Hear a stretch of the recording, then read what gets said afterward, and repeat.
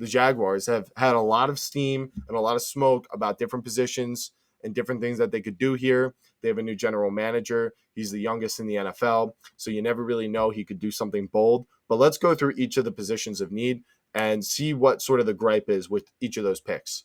So for Ashton Genty, we've heard noise about that. Obviously, to me, probably the best player in the draft next to Travis Hunter.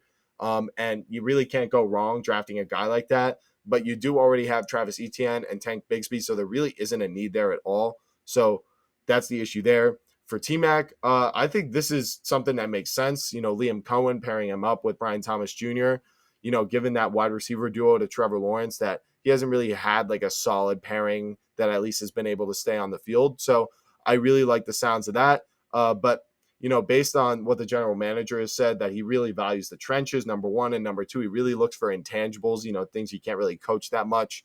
And I'm sure T-Mac is going to be great, but he did say something in an interview talking about how he only really watches film in the wide receiver meetings.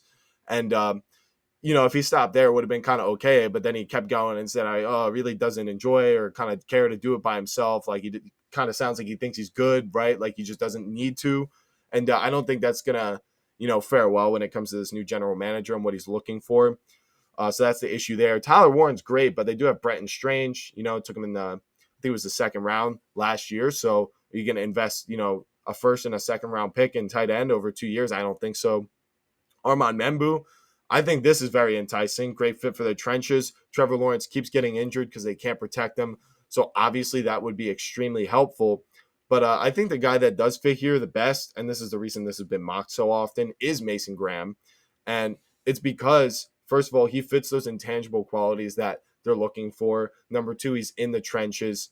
And people question, the upside of him at his pick, referencing things like his arm length and things like that. But he wouldn't be the number one rated defensive tackle in the class above Walter Nolan if he didn't improve and exceed his expectations already.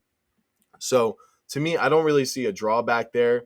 You're going to have a really, really strong defensive line between Josh Hines-Allen, Trayvon Walker, Mason Graham, and Eric Armstead. So I definitely would like to see how that pass rush looks. In the AFC, you're going to need that. In the AFC South, where, there's been some movement on the Colts offensive line.